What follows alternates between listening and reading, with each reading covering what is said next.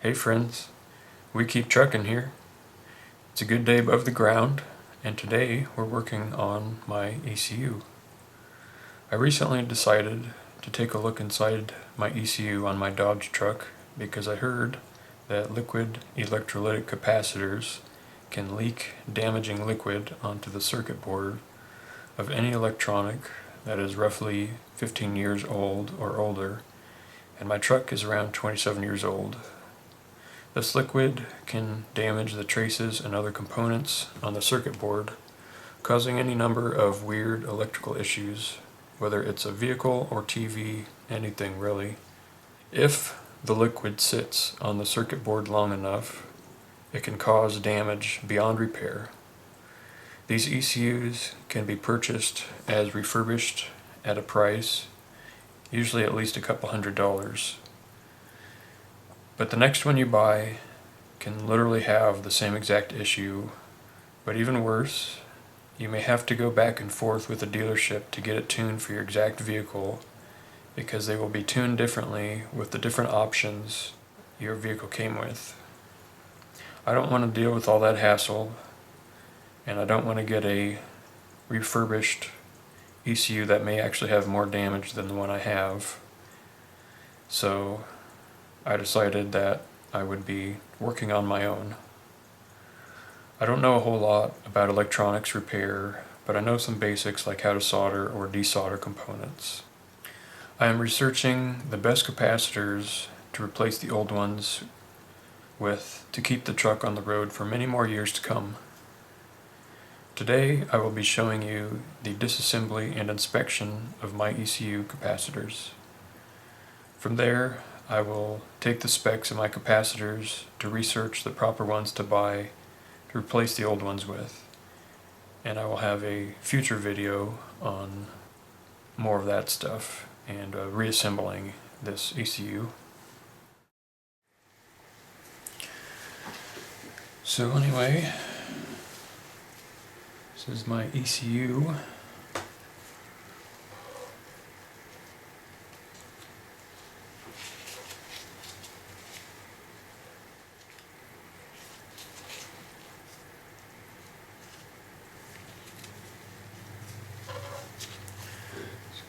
A little grungy. I'll probably sand down the frame. There's two different parts. We got the outer frame part, which you see up there, and this sort of brushed piece of metal. It's held in with these 8 different Torx screws. I guess there's 7. And you can see on this side it doesn't look like the other, so this sort of folds together like a book. And not the best design, but basically what I'm working on is checking my capacitors, because that's basically the only thing that can go bad, and this is, as you can see, from 1997, so pretty much any capacitors from any electronic device that's 2005 or older definitely should be checked, the capacitors, because they can go bad. They can leak fluid and end up ruining the circuit board. I was using my screwdriver here, and its screws are too tight, so I'll be using my little wrench,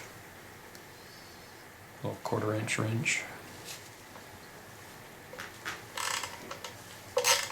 Also got my anti-static wrist strap, which may be overkill, but it's a $250 mistake if you fry your ECU.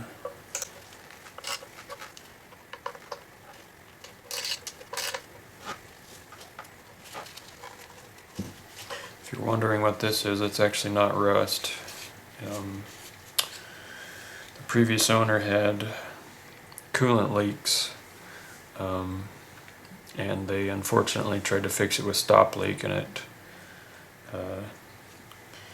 got everywhere. It left a muddy color when apparently they blew a radiator hose or something and it sprayed all over the engine bay. So here I am like 8 years later still finding parts to clean from that.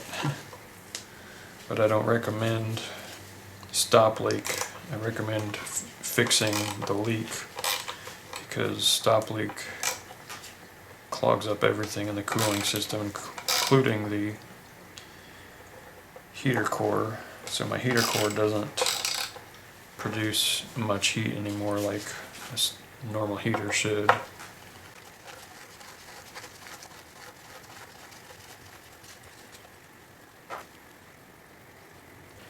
Oh yeah, so by the way,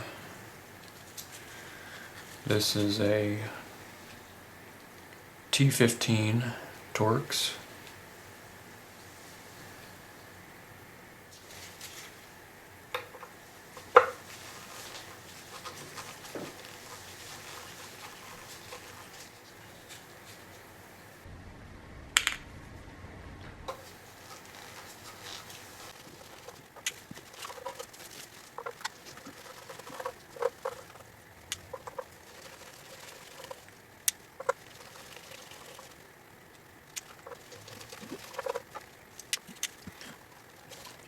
Got all of the screws out, so now there's going to be a sort of sealant.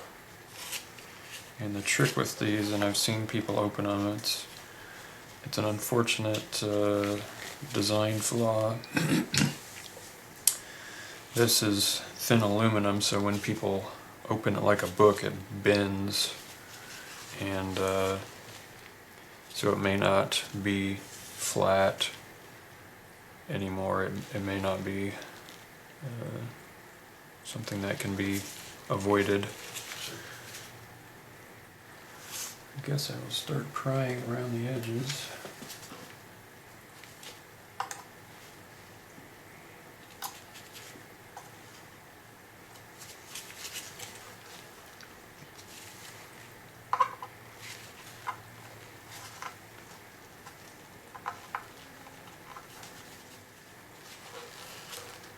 One thing they did right is they sealed it so that water and dust can't get inside.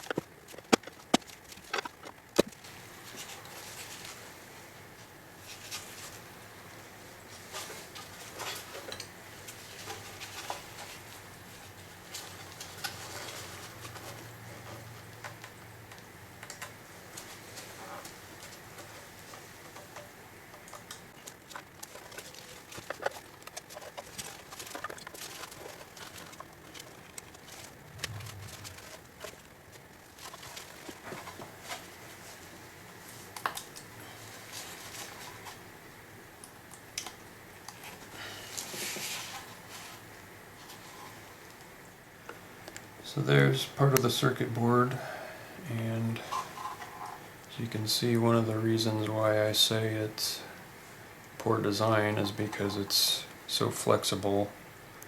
You can't get to the back. Most circuit boards, you can you know, get to the back and solder on the back, and also the flex of this would make it less reliable every single time you open it. Now granted, you shouldn't be opening a CPU very often, shouldn't have to, but if you're like me and you have a vehicle that you're going to be keeping forever, you like to know that everything is maintenanceable. So here, my flashlight, I'm showing, those are the capacitors, those 3 yellowish blocks. It's a really different design.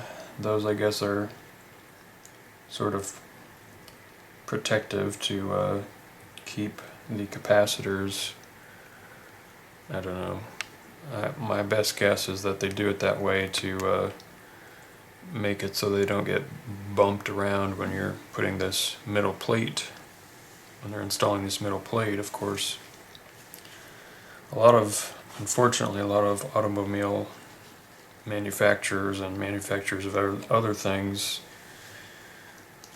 a lot of times they don't really care about if somebody can maintain the product.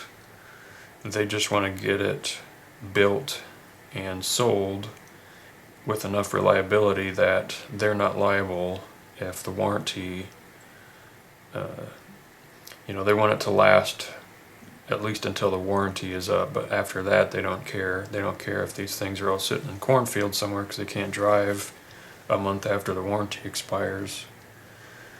So it's kind of frustrating, but anyway, so I'm going to have to get that other plate off in order to check these capacitors. Now they're looking fine so far, but we'll open it up further just to make sure and see what they are.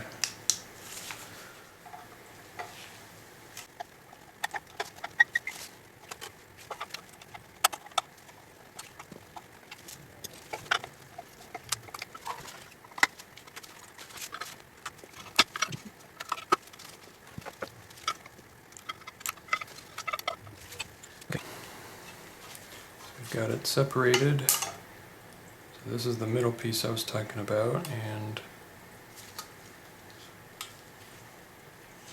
you can see directly down here, these are the capacitors, little boxes that they're in.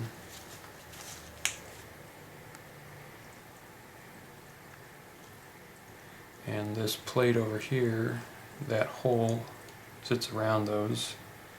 So my best guess is the boxes surrounding the capacitors are just to protect them when installing that plate.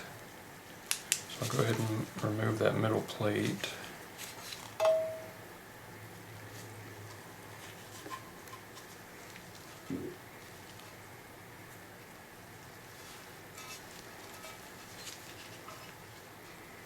And there's the coating that they've got on it.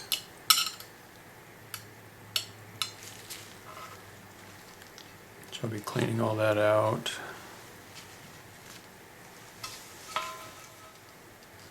The capacitors actually look in excellent condition. So those all look fine. They're not bulged out. I don't see any brown on the tops.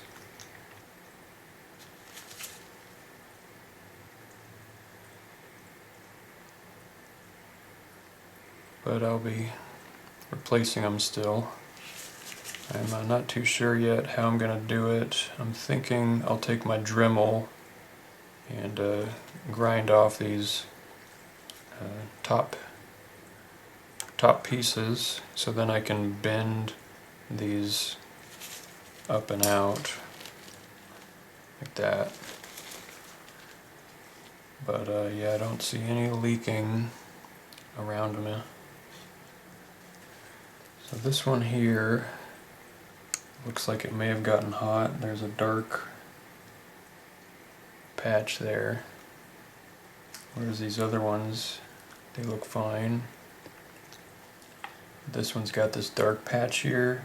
So this one may have gotten overheated. I still don't see any signs that it's leaked, which is good. So it might be fine, but again, these capacitors, this ECU is from 1997, so it's, 25 years old. And I've heard that Ford capacitors are going bad left and right on their 90s cars, and sometimes there's damage done that you cannot fix, so better to take care of it sooner rather than later, I think.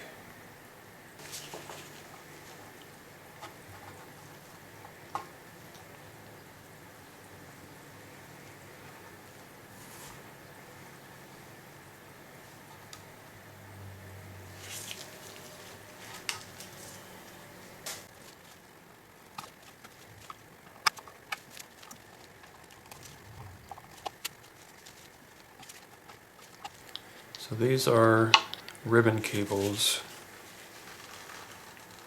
as you can see. So that's flexible, and it looks like it's got a healthy flex to it. It doesn't look like it's cracking or tearing from me opening it, so that's good. So we have the capacitors. If you can see on the front of this one, there's this little dimple right there. Yeah, that shows up. So that is a little sort of crimp. If you can see on this one, I've popped it open. See, that just pops open. Spin this guy up and open. So now I don't have to cut it off, and it's going to go back together. It's not going to be perfect, but now we can see our temperature rating, 105 degrees Celsius. We've got a part number, which I'm not going to worry about because I'm not going to replace it with the same.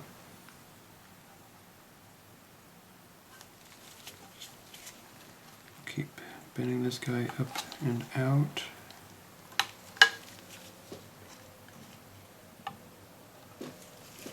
So that is the configuration that a capacitor is supposed to be in on a normal circuit board. So here we've got a brand.